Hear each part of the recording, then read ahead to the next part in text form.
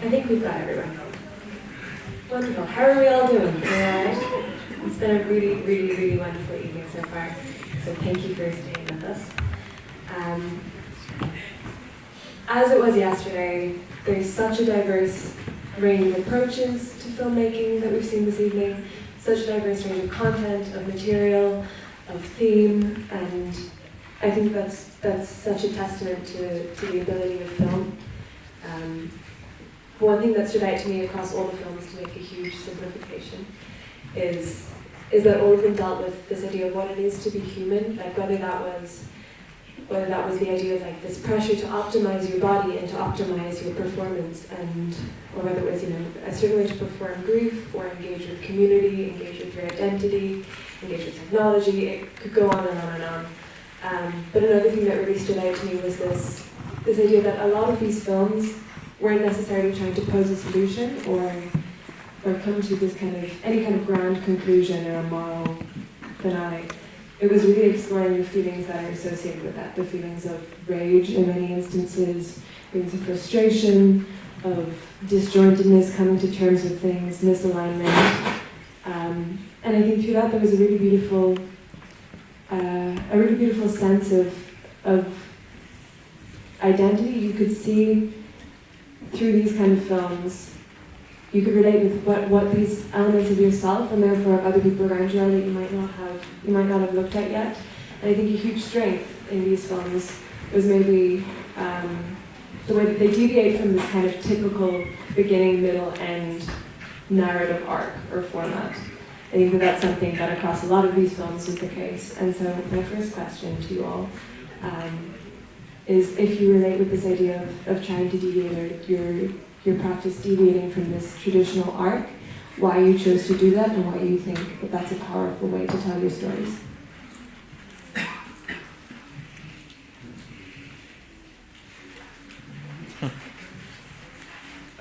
So the question is deviating from beginning, middle, end, right? Personally, I chose to build the movie in a crescendo because I thought it would be a good way to show how we can see society as it is, and it's never stopping. It's always ongoing. And actually, I first did the movie. I animated it slower than you saw it tonight. But it was when I was doing the editing that I chose to speed it up ×2. And this completely helped to edit the movie, and it was much more organic this way. And then I slowed it down back to 140, otherwise you wouldn't have seen anything. For me it was a very fast crescendo, and I think it can be repeated because society can always come back to its own problems and struggles, so it can be on a loop. And definitely doesn't have an end.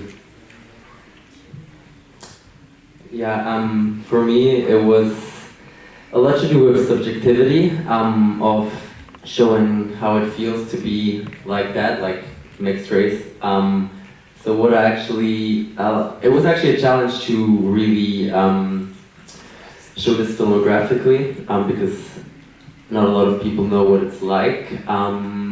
So I found a way to portray it in a sense. So I had this half-half costume at the start. So I designed it like how society sees it from the outside perspective, like Europe on the one side, the Arabic side on the other side. And as soon as the first character was looking into the mirror, he saw him or herself in this personal way of like, that's how I see myself in the mirror. And from there on, the mixed racer entered the space of like subjectivity in a sense. So I really wanted to make it clear that we enter this world of subjectivity in the head of the mixed race person. So I had to deviate from the classic storytelling way, yeah.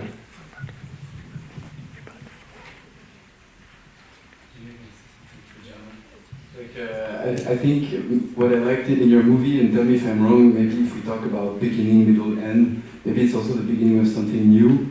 like realizing at a certain point that being mixed race, you can be empowered in that. So to continue, like to start something actually from it. And I relate also to that because maybe there's something in common here with both of our films, is that I also wanted to say that this is the last time that I say those things and that I talk society about that way, and now I want to go towards proposition and optimism, like Tin also in his movie, which is quite empowering in a way. Yeah, I really relate to that because like at the green light exams for this film I made, like they asked me to stop with the blaming in a sense, which is not a valid point in a sense because like blaming is valid in my opinion, but you can do it in an underground way. Yeah, I think it's really interesting as well to look at this as something that's common amongst the films, but of course it's only one of many things thematically, stylistically that could be compared among all of them. And so I'm wondering for all of you if there was an element in somebody else's film that you could relate to in terms of your filmmaking, or something that you think you'll take with you in future in making more movies.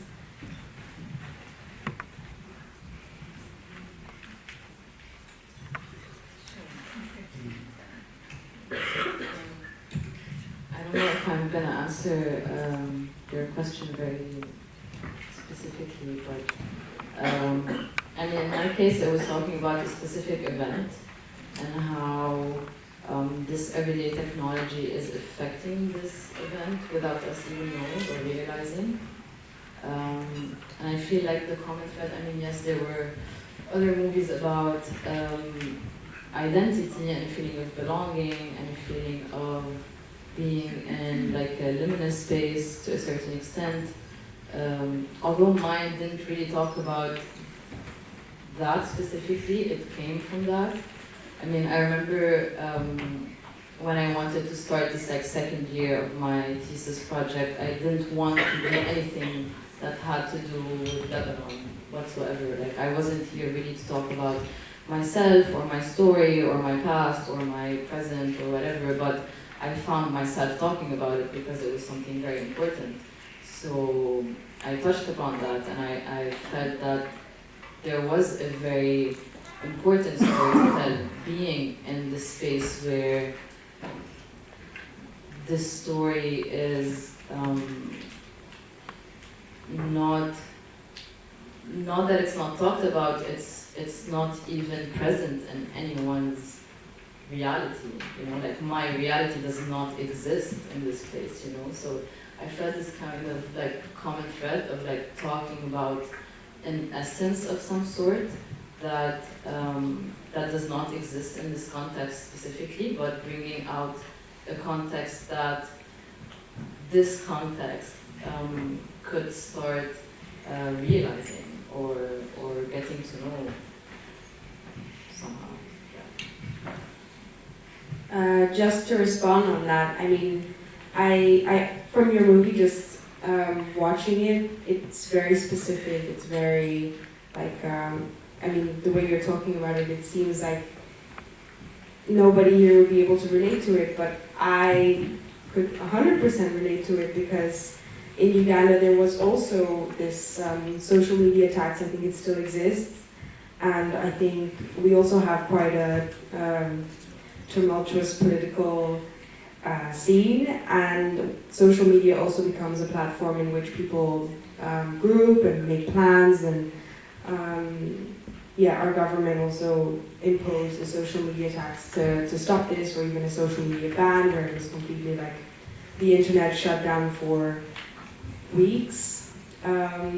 So even though it's super specific, I think it's for me at least very important to see something like that being depicted or being told about. Also, the sense of urgency was super well conveyed. Like I was watching the movie next to Alizé and I was telling her that my heart was pumping so fast because the ticking sound and the ongoing conversations, it's never stopping, it's super stressful. This was really, really well conveyed. But that was the point. Yeah, I was also noticing kind of the juxtaposition between these very political and very well located in space films to very dreamy landscapes, and I found that contrast very interesting because in both ways I think it's a very political act to expose a dream and expose a certain political situation. Yeah, about dreams and loops and high rhythm, I think that many movies were sort of a high fever dreams, sort of. And I don't know, I think like responding to your question, there is something that maybe I relate my film to other films, that this sort of dreamy and liminal space that I connect, I think is quite different, but when the mixed race drivers were talking about moving and feeling sort of not understanding themselves, but kind of feeling at ease while moving, I sort of connected that with also how certain movies were done in this sort of loop and not stop rhythmic way.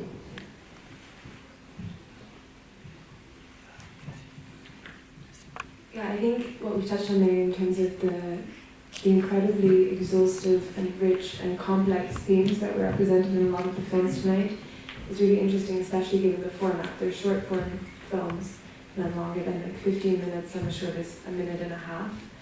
And I think there was such a contrast in feeling with a lot of them. What was really interesting to me was this difference between, in some of them it felt like I was being dragged in, the attempt was to immerse me in this context or in this world of the story, whereas in others it seemed to me that the appeal or the draw was simply to show me that this other world exists, not to bring me into the context, but to show me that there are contexts outside of my own, obviously.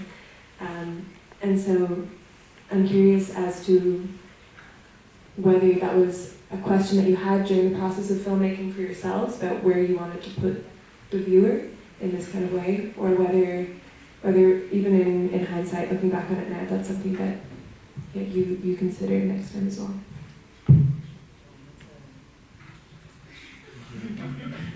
Do you have an answer? I don't have an answer, because that's a question, I mean, it was a question that I was always asked while I was presenting my work.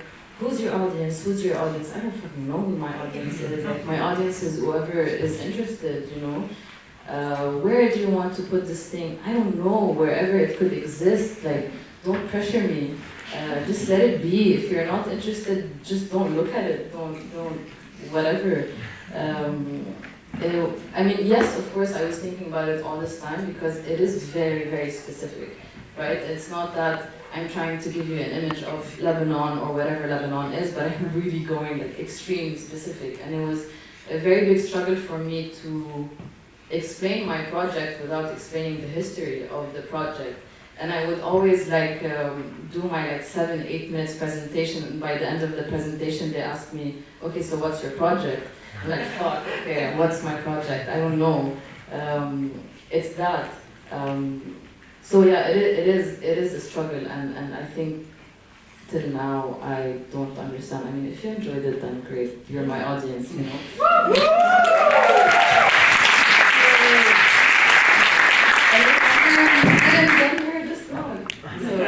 I think also the answer can be both. Like, it can be both trying to express that this is a context that exists, this is a world that exists, and for a brief moment, in some very specific part of it, you're completely immersed in that, which I think it's really powerful, and I can imagine very difficult to achieve. So well done. I have a question for you as well. You presented also your film as a live performance at the grad show. For some of you maybe seen it. It was amazing, like goosebumps all the time. What was the idea to put yourself in the middle of the setting of the space? Like, was there a thought process behind this? Yes. I'm not a performer. I've never performed anything in my life. But for this specifically, like, first of all, I had a version where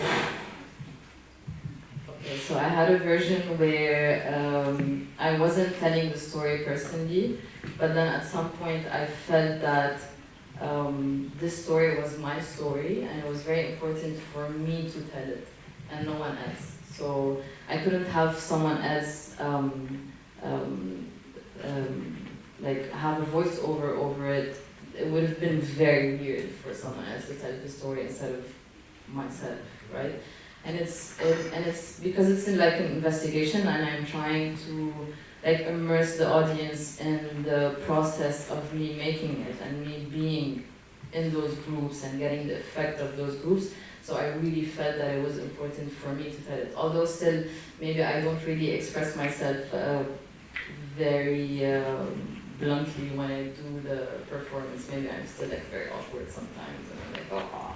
But still, I feel it's my story, and I have to tell it, and it's important that I tell it myself. I can actually relate to that, because same in my film. It's like it would be weird if I mean, it's nice that Stella, shout out to Stella, like helped me actually. It was nice to have like an outside perspective of someone who shares the same situation as me, like being Egyptian European. So it would be weird if it's not us to tell the story. Yeah.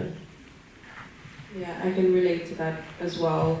I think I also felt this kind of need to depict at least like Uganda. I cannot speak for Africa, but I can tell you, I think you all know how Africa is being depicted in Western media. And even though there are attempts at kind of putting it in this really glamorous light, I still feel like it's a bit inauthentic. And very few real Africans get to speak about their experience or their perspective on the world, or how like they would imagine any film being made about them. And I felt somewhat driven to offer at least my own experience. So a lot of the footage from my childhood, but also things that I grew up watching, or people that that we all find hilarious in Uganda, or that we all like, you know, something that I feel like might be completely unrelatable to a European audience. And hopefully there are some Africans in the audience who are like, yeah, that looks about right. Yeah, good. But then also, I don't know, realizing maybe in hindsight that there are a lot of people like just generally who could relate, and generally who could understand certain feelings that are somewhat universal. Also, just to remind the audience that if you do have questions, you are more than welcome to ask them. Just put your hand up. In the meantime, I'll ask another one while you gather your thoughts. We spoke about at the very beginning, before we showed any of the films, this idea of exploration and of the Mountain Film Festival being a space for exploration of film, not only of presentation. And a lot of these films, like I said earlier, about the idea of not having a specific moral or a specific end point. A lot of these films also felt like an exploration of the topic as opposed to trying to form a finished representation of a specific topic. So I wonder about the process of making them as well. Is it kind of an exploration of the theme for you as well? Is it kind of a personal journey of finding out about it through filmmaking? Or was it more of, I have a story to tell and I need to represent it in a certain way?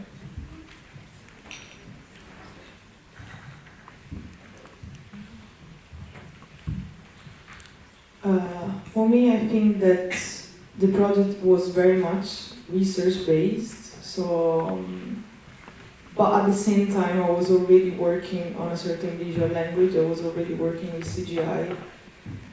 And I would say that in the beginning, more in an intuitive way, I already knew that I wanted to use an avatar and give through motion tracking, like let's say my embodied experience for it, but at the same time maybe in the opposite way of what the others were saying.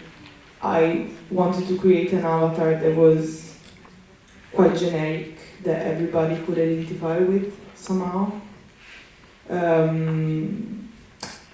So yes, I would say that the two things were going parallelly, so the research and the visual research, and then they somehow collided together also with more awareness. And I mean, of course, like I'm talking about gamification, and an avatar is already per se like can be an element of the process. But I also really understood that metaphorically we are sort of trying to identify with the representations of what we would like to be and have power over our representation. So yes, I would say that. So in terms of process and methodology, started with them being sort of separate, and then understanding that they could really work together. Yeah, in my case, I would say the experiment part went really parallel with the filming. Just a disclaimer, like my film was not screened tonight, but yesterday, but I'm happy to talk about it tonight. It's a film about confetti, so the very materiality of it was very unpredictable. While filming in open spaces in Venice, I would be really surprised following pigeons, catching up confetti, getting tangled or playing around with them. So it was really about following their movements and kind of being receptive to being surprised by it. So it was very also about a process of zooming in a lot to pay attention to a very tiny thing that we consider probably useless or of little value.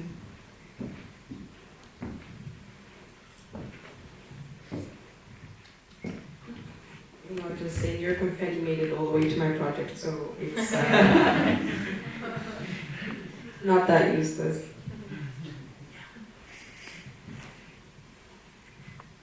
Before we wrap up, do we have any questions from the audience for the filmmakers? Speak now or forever hold your peace. Hi, me too. Wonderful.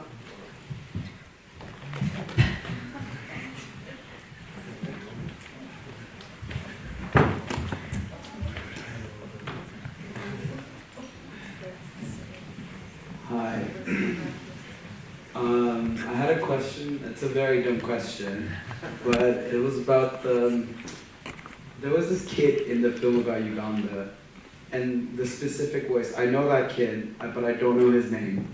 I know the series of films, but I just wanted to know the name of the. You think you know the kid, but Yeah. you don't. know. No, I honestly, I wouldn't know myself either, because it's a little piece taken from something that you guys might enjoy, the Wakali wood, basically like film production thing. We're trying to copy Hollywood, Bollywood, and now we've got our own little, wood, whatever that is. But they make a lot of movies, and they're hilarious and intentionally bad, with like the worst effects and like screaming music and like this voiceover who's narrating what's happening while you already know what's happening, you understand it. It's a crazy mess. But for me, that describes like Ugandan cinema, and it's amazing. So I don't know if you have time to go and watch their films and then find the name of the kid, because then if you find it, let me know. Can I ask another one? Oh. And I had another question for the Lebanese film. Yeah, I forgot the name, sorry. But so I'm Turkish, and while like working on these projects and stuff, I quite hesitate on making very human and like very films about like the real life that is going on. And I wanted to ask about how do you feel about showing these films, and are you proud of it? Because personally, I wouldn't be so. I would be slightly feared. I would slightly be scared. So. Why? Huh? Why? I don't want to go to jail. And I want to live in my country. I mean, I'm not showing something that I'm not. Well, yes, the videos. It's not that they're not supposed to be shown. They're being shared on WhatsApp. It's not like it's something that, you know, I'm taking like by whatever. But the screenshots, yes, I'm not supposed to show them. That's why they're anonymous. And even if they're anonymous, if the people who are in the screenshots know that I took the screenshots, I'm in big fucking trouble. I already got, like, when I was doing this investigation, when I was in these WhatsApp groups doing these screenshots and all of that, I used to randomly get random phone calls from people within the groups, not saying anything, just like saying something very weird and then hanging up and then calling again, and then I have to like block them and then protect myself, and then I had to change my name. I even didn't want to put my name for the project, but then I was like, how am I gonna tell the story if I don't put my name, you know? And then there's the graduation show, and oh my god, I have to put my name, blah blah. But it is tricky. It is very tricky. I mean, it's a risk that it's either you're willing to take it or not. And I also feel like, come on, like these people are never gonna come to this, and they're never gonna watch my film. Like, sure, you know. And if they do, I mean, we'll see what happens. Look for me. But I don't know. We'll see. Yeah. While I'm up here, have we got anybody else in the area? I think we have time for maybe one more, if it is. Otherwise,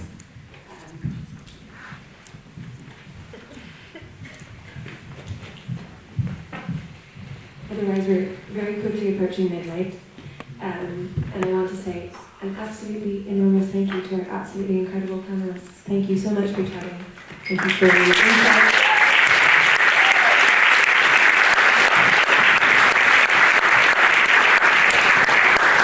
And thank you so much to Reiltin for her amazing, what is it called?